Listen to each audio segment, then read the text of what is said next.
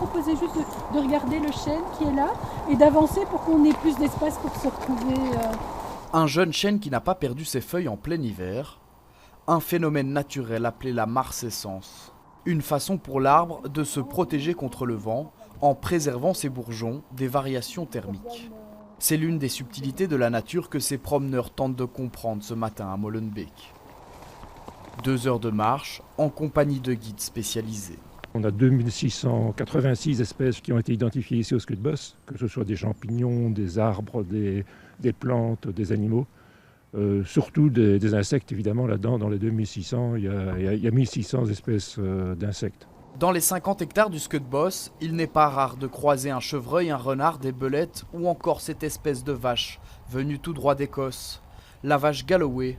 Elles ont le pelage qui est extérieur, donc la partie extérieure, avec des longs poils, donc qui permet donc à la pluie, il y en a beaucoup là aujourd'hui, qui permet donc à la pluie de couler, de s'égoutter, de même pour la neige.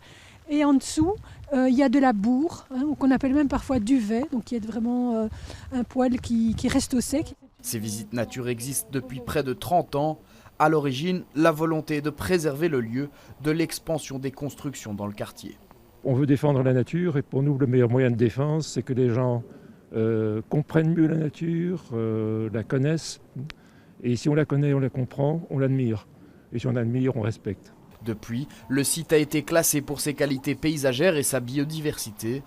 Ce matin, ils étaient 21 Bruxellois venus l'admirer. Dès lors qu'on laisse la nature reprendre ses droits, eh bien, on peut trouver plein de choses. Le tout, c'est de regarder, découvrir et prendre le temps, même quand il pleut.